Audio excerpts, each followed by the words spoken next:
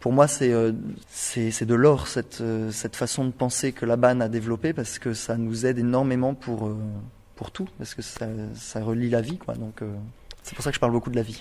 Quand est-ce que tout a commencé pour vous? Comment on devient danseur, chorégraphe? Alors, j'ai commencé déjà par être musicien, parce que j'étais flûtiste et ensuite un petit peu pianiste. Ensuite, j'ai fait un peu de gymnastique parce que en fait, je voulais être chef d'orchestre à la base. Donc, quand on y réfléchit bien, le chef d'orchestre, il y a le mouvement et la musique. Et puis finalement, je me suis rendu compte que chef d'orchestre, c'était quand même très compliqué parce qu'il y avait énormément d'études à faire par rapport à la musique et j'étais pas aussi bon que ça en musique. J'étais bon, mais pas au point de devenir chef d'orchestre. Et quand je faisais de la gymnastique, il me manquait la musique. Et quand je faisais de la musique, il me manquait le mouvement. Et un jour, j'ai vu un spectacle de danse avec ma mère le jour de la fête de la musique. Il y avait un spectacle de danse et il y avait 2 garçons dans le groupe et je me suis dit, ah, mais s'il y a des garçons, c'est pas que pour les filles. Et comme je viens d'un tout petit village en Bretagne, qu'il y ait 2 garçons dans le même cours de danse, pour moi, c'était tout de suite pour tout le monde parce que j'avais jamais fait de danse avant, donc j'avais pas d'idée préconçue. En plus, c'était du jazz, donc c'était pas de la danse classique, donc pour moi, c'était une porte ouverte, grande ouverte. Donc j'ai rejoint ce groupe-là de jazz. Et puis au bout de quelques années, la prof de classique m'a dit qu'il fallait que je fasse du classique si je voulais devenir danseur. Alors bon, j'ai fait du classique un peu. Au début, je voulais pas trop. Et puis finalement, je suis tombé amoureux de ce qu'est la danse classique, qui est la symétrie, la beauté du geste, certaines formes qui pour moi étaient belles. Et puis donc ça m'a beaucoup nourri. Et puis cette prof-là de classique m'a formé pour rentrer au Conservatoire national supérieur de musique et de danse de Paris. Et puis je suis rentré. On était 300 ou 400 à se présenter, on était 12 à être pris. Et donc je suis rentré au conservatoire, j'ai fait toutes mes classes, donc j'ai passé 5 ans. Et puis quand j'étais en 3e année, j'ai rencontré Pina Bausch au Théâtre de la Ville. Et là, je suis tombé amoureux de son travail. Et j'ai eu la chance de rencontrer certains de ses danseurs comme Dominique Mercier et Malou Hérodeau, qui sont 2 grands danseurs de la compagnie. Qui m'ont invité en Allemagne, donc je suis allé prendre des cours avec la compagnie et puis je suis tombé encore plus amoureux de son travail.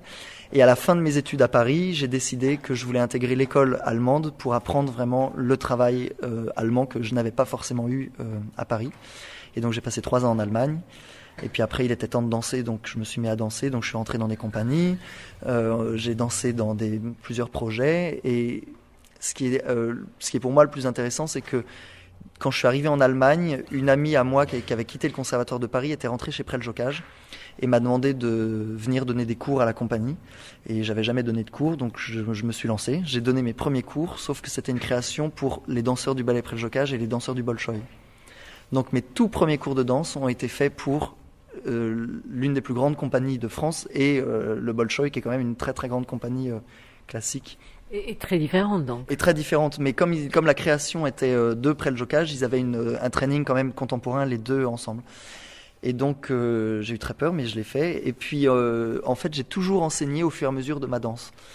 Et je pense que tout le monde devrait enseigner un petit peu au fur et à mesure qu'il danse, parce que ça permet de se poser aussi des questions sur soi en tant que danseur, et ça nous permet de devenir de meilleurs danseurs, parce qu'on corrige souvent chez les élèves ce qui ne va pas chez nous.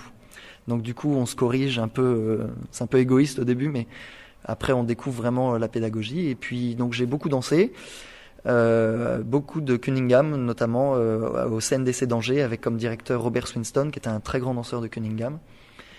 Et puis finalement, j'aime beaucoup l'enseignement. Et puis un jour, j'étais en tournée à New York et l'école de l'Opéra de Paris m'a appelé pour donner des masterclass à l'école de danse. Donc je suis devenu prof pendant 3 ans et demi à l'école de danse de l'Opéra. Et puis partout où j'allais, les gens me proposaient des cours. Donc j'ai été invité un peu partout régulièrement, dans le monde entier. En fait, j'ai fait tous les continents.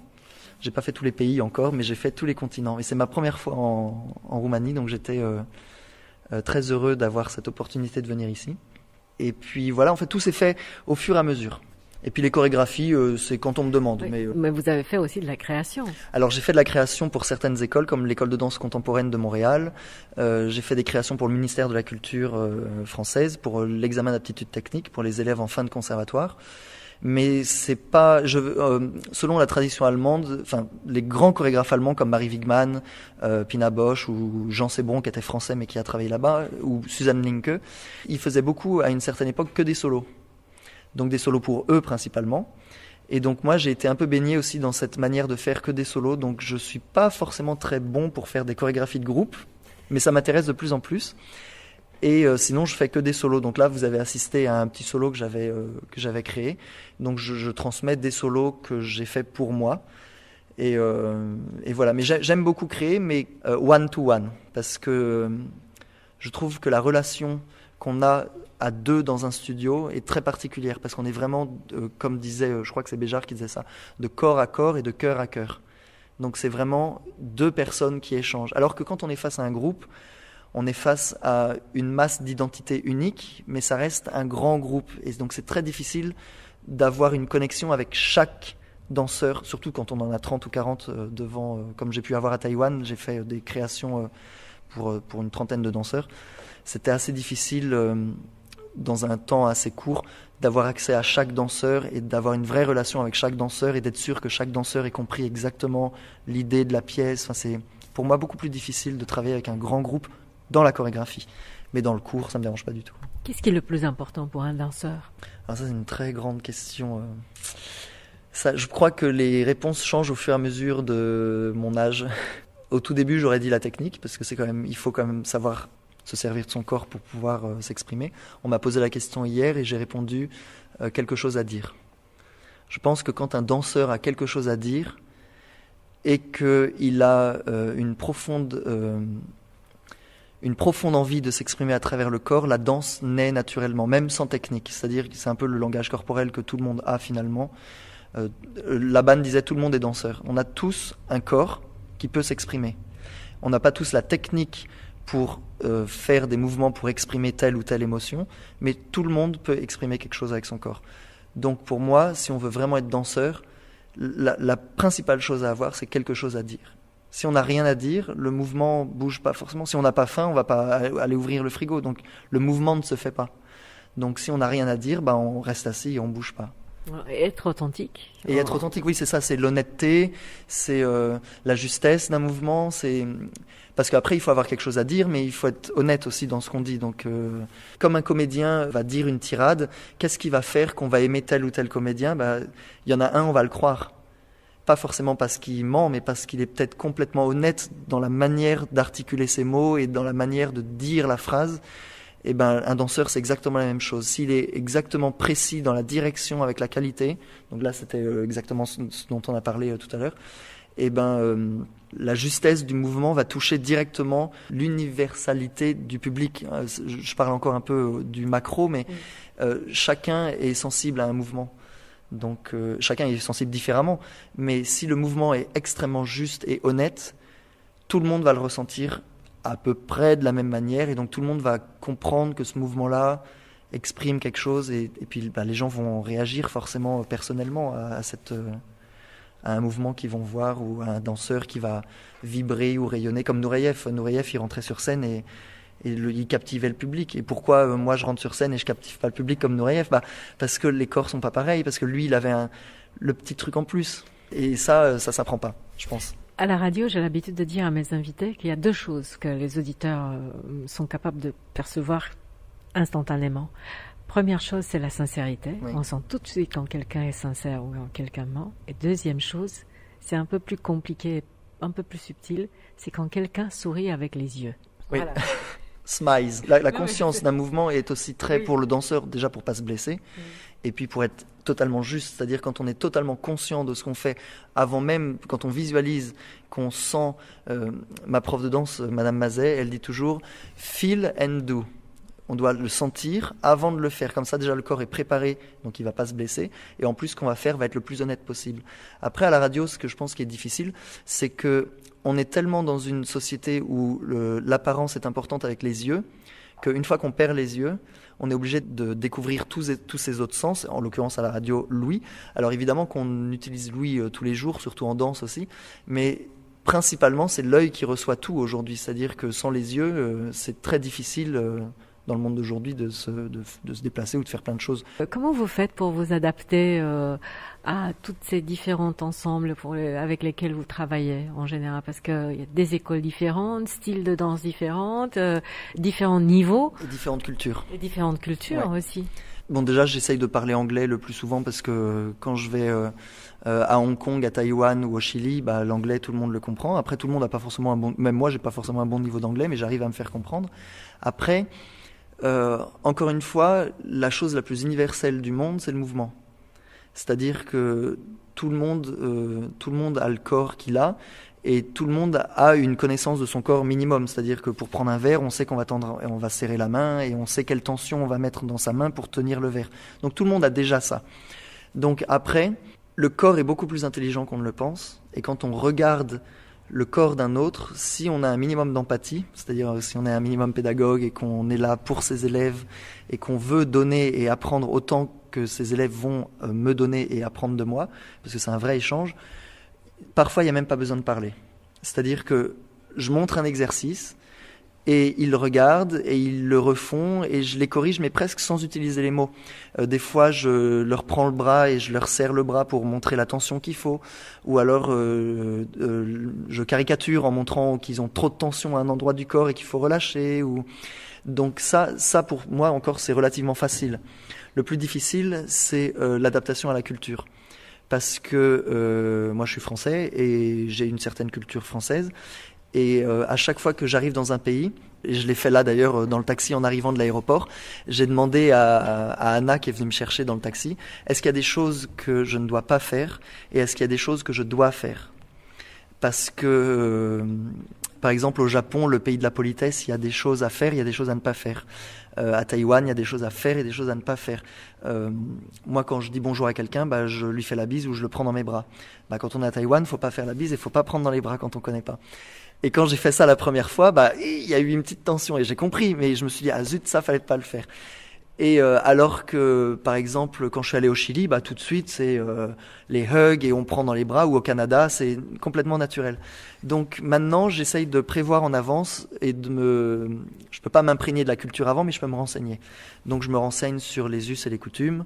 Je me renseigne aussi sur les choses culinaires parce que j'aime beaucoup la nourriture. Donc je fais beaucoup de comparaisons avec la nourriture dans le cours de danse. Et une fois que je suis dans le studio, généralement j'essaye d'apprendre aussi bonjour, merci, au revoir dans la langue du pays où je suis. Et j'essaye aussi d'apprendre à compter jusqu'à 8.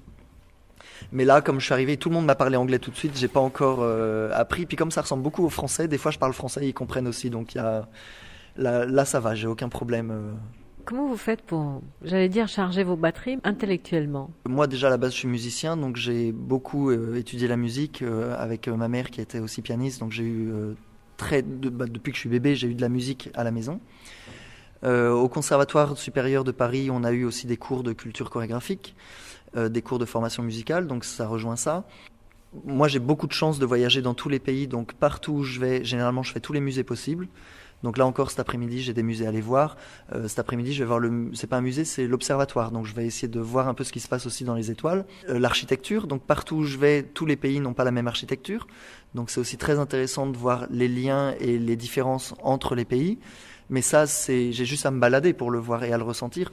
Après, les élèves, eux, me donnent des choses à voir aussi.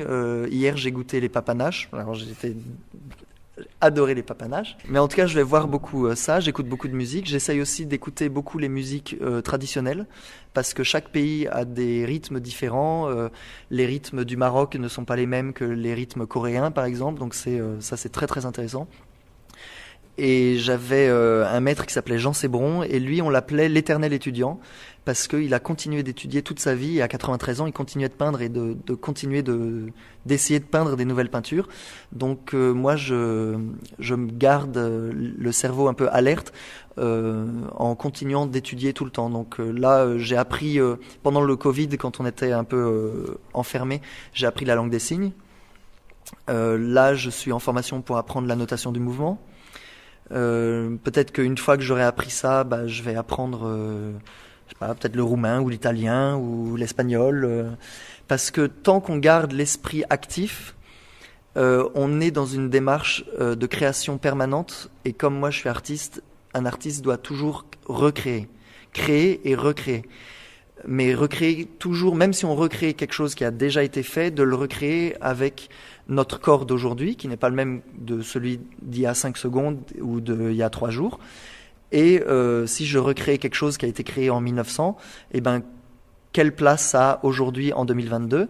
Donc peut-être le recréer légèrement différemment ou le recréer exactement à l'identique pour que ça soit une espèce de pièce de musée pour montrer ce qu'était avant. Donc il y a aucun problème à remonter une pièce comme elle a été faite à l'époque. Mais les corps sont différents, donc forcément ça change parce que les corps sont différents de 1900. Donc il y aura forcément une modernité dans ce qu'on est en train de recréer. La création et la recréation est toujours moderne, elle est toujours contemporaine. Parce que c'est toujours sur le moment, on ne peut jamais répéter 2 fois le même mouvement, parce que le temps passe et qu'on ne peut jamais revenir en arrière.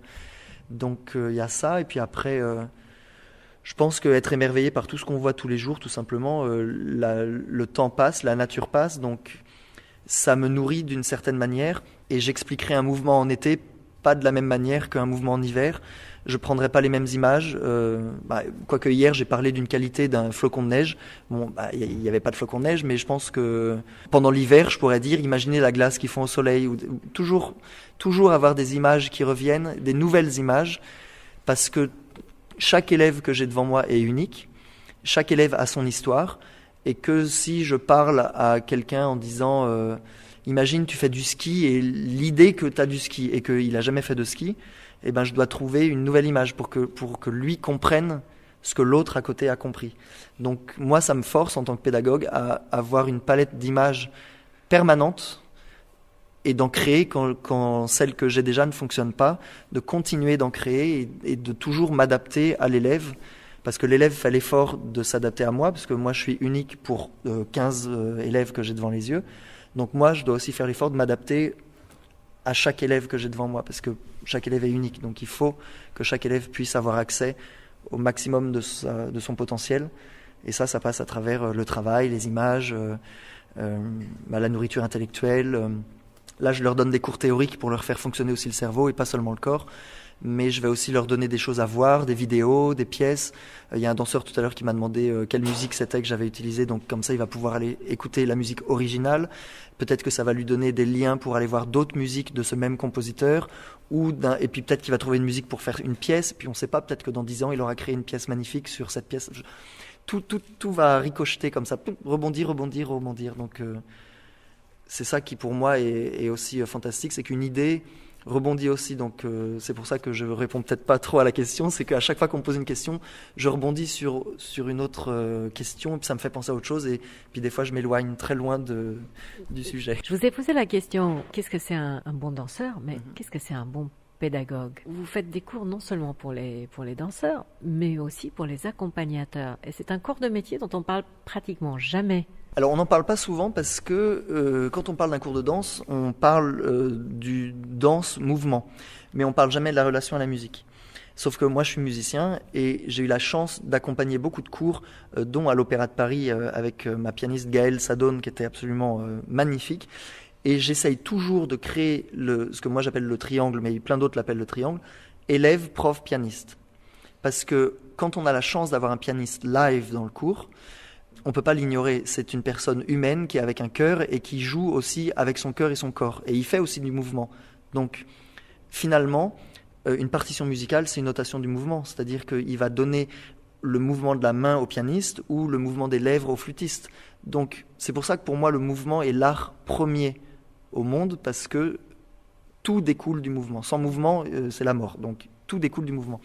Donc le pianiste, pour moi, fait autant partie dans le cours. Il est aussi important que moi et il est aussi important que les élèves. On est tous au même niveau.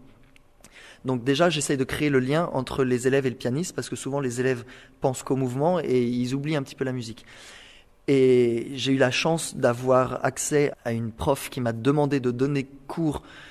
C'était plus des interventions d'ailleurs, c'était pas des cours, des interventions avec des pianistes. C'était pour former des pianistes à la danse.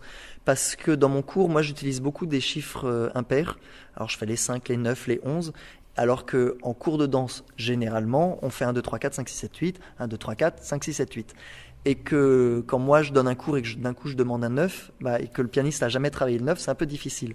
Et comme moi je fais beaucoup d'exercices comme ça, j'avais fait quelques interventions sur les chiffres impairs.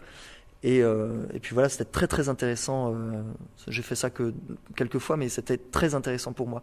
Mais le pianiste pour moi, ou le percussionniste, parce que des fois on a percussionniste, un jour j'ai eu un guitariste, et je sais que j'ai eu aussi une fois un violoncelliste. Et même à l'opéra, il y a un pianiste violoncelliste qui joue en même temps du violoncelle et du piano. Non seulement c'est possible, mais il le fait très bien. Et au conservatoire, on a les pianistes qui jouent aussi de la percussion. C'est fantastique. Et alors, ça donne une dimension au cours qui est d'un coup magique, parce que les élèves d'un coup ne s'attendent pas à ça. Et d'un coup, il y a un accord de piano et un violoncelle qui arrive. Et quand ils regardent le pianiste, il est tout seul. Et pourtant, il y a deux qualités de son, il y a deux sons différents. Il y a le son du piano et le son du violoncelle. Et ça donne une dimension au cours. Il n'a jamais joué pour moi, mais bon, peut-être qu'un jour. Mais c'est très très intéressant. Alors, un bon pédagogue. Alors, c'est aussi une question très difficile, parce que chacun a sa vision de la pédagogie par rapport à sa vision de la danse. Pour moi, le danseur, c'est comme un peintre. C'est comme un peintre. Et moi, en tant que pédagogue, je suis le prof du peintre. Donc je dois lui apporter les 3 couleurs primaires. Bon, en ce qui nous concerne en danse, on a 8 qualités de mouvement de base. Dans ce que moi j'enseigne, on en a 8.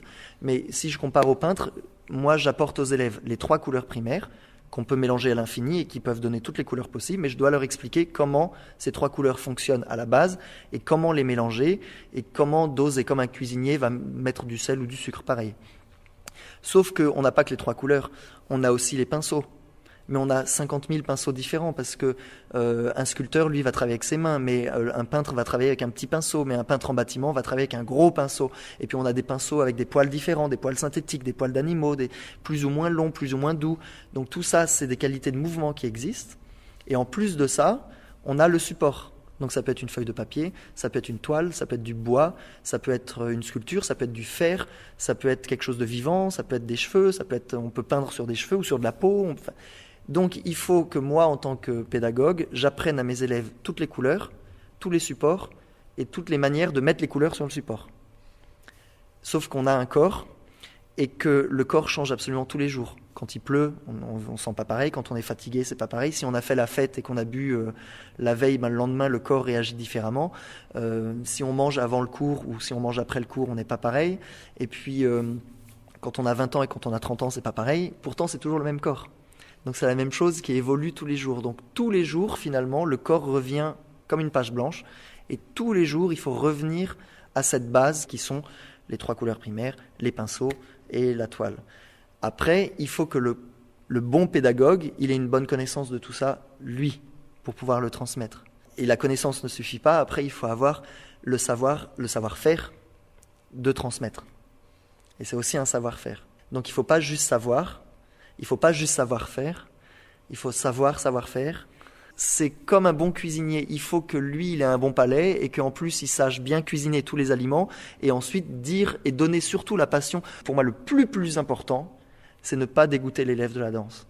Et c'est pour ça que je remercierai toujours ma prof qui m'a formé pour le conservatoire, Régine Coste, parce qu'elle m'a formé très rapidement à la danse classique, mais elle aurait pu me dégoûter de la danse, mais elle ne l'a pas fait. Et c'est une chose qui est tout le temps restée en moi, et j'ai jamais eu un prof de danse qui m'a dégoûté de la danse. Enfin, j'en ai eu 2 et je suis vite parti du cours. Donc j'ai jamais été confronté à ça. Et quand j'enseigne, j'ai toujours très peur d'aller dans un nouveau pays, parce que je me demande toujours comment les élèves vont réagir, parce que peut-être qu'ils vont pas aimer, peut-être qu'ils vont aimer, et puis c'est le gros stress à chaque fois en me disant est-ce que je vais pas les dégoûter de la danse ? Pour moi, c'est le plus important, qu'ils sortent du cours en ayant pris du plaisir, en ayant appris quelque chose et en ayant envie de continuer. Mais j'imagine que vous posez aussi la question qui ont eu comme prof avant. Voilà, mais alors ça, moi, je peux rien y faire. Donc moi, je les ai dans le cours, ils ont un niveau et je les prends à ce niveau-là. Et quoi qu'ils arrivent, parce que là, moi, dans le cours que j'ai, il y en a un qui est très jeune, qui a quasiment jamais dansé, et il y en a un qui a fini une formation de danseur. Donc et ils sont dans le même cours. Donc comment je dois construire mon cours pour ça ? Ça aussi, c'est quelque chose de très difficile. Et ben, j'essaye déjà de faire avec, et j'essaye toujours de construire mon cours de telle manière à ce que chacun puisse soit rendre un exercice plus difficile, soit plus facile. Et à partir de là, moi, je donne l'exercice, et puis je vais vers celui qui a moins de technique en disant, toi, tu commences là, et puis lui, il va continuer là. Et en fait, on construit la base et on construit les murs. Donc, mais il faut d'abord avoir une base solide. C'est comme si on veut construire un immeuble de 50 étages. Si on n'a pas la bonne base, les murs vont être construits très vite, mais ils vont vite tomber. Donc le plus important en tant que pédagogue, c'est construire la base très solide. Et une fois que la base est solide, chaque prof que l'élève va croiser dans sa vie va mettre une pierre à l'édifice, ou une fenêtre, ou un escalier. Et puis il y en a qui vont juste rester au même niveau, mais mettre plus de qualité. Donc ils vont peindre les murs, ils vont décorer. Et puis ils vont avoir des profs qui vont les élever techniquement, donc ils vont construire un étage en plus. Et puis peut-être qu'ils vont avoir un prof qui va monter d'un coup 10 étages. Et puis après, pendant 5 ans, eux, ils vont décider juste de décorer les étages, mais ils veulent pas avoir plus de technique. Enfin, c'est une image comme ça de construction qui est propre à chacun. Personne peut évoluer exactement au même niveau technique comme ça, sinon on serait des robots. Et ça, ce serait le plus triste. Qu'est-ce qui vous fait rêver ? Il y a plusieurs rêves qui sont un peu antinomiques. Le premier, c'est d'être prof dans un endroit fixe. Parce que moi j'appelle ça la vie de saltimbanque. On voyage dans le monde entier, mais on est tout le temps seul. On voyage dans le monde entier, mais on voit que les élèves 1 mois ou 2. Donc il n'y a pas vraiment de suite. On les voit et puis on les laisse. Et puis on revient peut-être l'année d'après, ils sont plus là et on ne sait pas ce qu'ils font. Donc ça, c'est un peu difficile. Après, l'autre rêve, c'est de continuer de voyager absolument partout et de continuer. Donc c'est un peu difficile de faire ça. Continuer de découvrir des pays qui me donnent envie, des cultures. J'ai envie de faire ça. J'ai envie de retrouver des danseurs que j'ai déjà vus, comme la compagnie de Carlos Acosta que j'ai eu la chance d'avoir en cours à Paris, mais ils viennent de Cuba. J'aimerais bien aller les voir à Cuba. J'aimerais bien avoir une compagnie, une grande compagnie, une vingtaine de danseurs, et de créer avec eux. Mais pour ça, il faudrait que ce soit des danseurs qui soient entraînés par moi. Et du coup, il faudrait que je les ai pendant un certain temps. Donc c'est pour ça que ça rejoint le rêve d'être dans un endroit fixe pendant un certain temps. Parce que j'ai vraiment envie de donner beaucoup de qualité à un danseur et ensuite de pouvoir l'utiliser comme un outil pour mes propres idées et pour le nourrir aussi, lui. J'aimerais pouvoir parler plusieurs langues couramment, mais ça prend aussi beaucoup de temps. J'aimerais beaucoup ne pas vieillir et être plus jeune. Mais dans ma tête, j'ai 20 ans, donc ça va. Mais le corps, parfois, a du mal à suivre. J'aimerais ne pas avoir de maladie, mais ça rejoint aussi mon envie de transmettre beaucoup parce que dans notre famille, on a une maladie génétique et je ne sais pas si je l'ai. Et c'est une maladie qui attaque les muscles et qui va m'empêcher de bouger. Et je ne veux pas faire le test pour savoir si je l'ai ou pas, parce que je ne veux pas que ça joue sur ma danse. Donc je danse, c'est pour ça que j'ai une urgence dans tout ce que je fais, et on me le reproche énormément, parce que je veux que les choses aillent vite, parce que je ne sais pas encore combien de temps j'ai. Alors évidemment, tout le monde va mourir à un moment ou à un autre, mais le fait d'être danseur et de ne plus pouvoir bouger beaucoup plus tôt que la majorité des gens, c'est une épée de Damoclès au-dessus de la tête. Et donc, c'est pour ça que dans mon cours, même dans le cours, si vous étiez venu au début du cours, je vais vite. Parce que il faut, pour moi, là c'est très égoïste, il faut que ça aille vite pour pouvoir en profiter un maximum avant que ça s'arrête. Et comme je ne sais pas quand ça va s'arrêter, ça peut s'arrêter à 50 ans comme ça peut s'arrêter à 80 ans. Je ne sais pas. Et je ne veux pas savoir. Et comme je ne veux pas savoir, je fonce. Eh ben moi, je vous remercie pour votre grande sincérité. Merci à vous d'être venu voir le cours et d'avoir assisté un petit peu à la fin du cours, parce que parfois les gens arrivent et puis ils regardent pas, ils posent 3 questions et ils s'en vont, alors que vous êtes resté longtemps, donc ça m'a fait plaisir de partager la danse avec vous. L-am ascultat pe Luca Vialfon, primul profesor invitat al Academiei de Dans și Performance, un proiect al Centrului Național al Dansului. Mai multe detalii despre acest program găsiți pe site-ul cndb.ro. După ora 12, vizităm o expoziție la Art Hub și o întâlnim pe Doina Ruști, al cărei roman Zogru tocmai a fost tradus în limba franceză.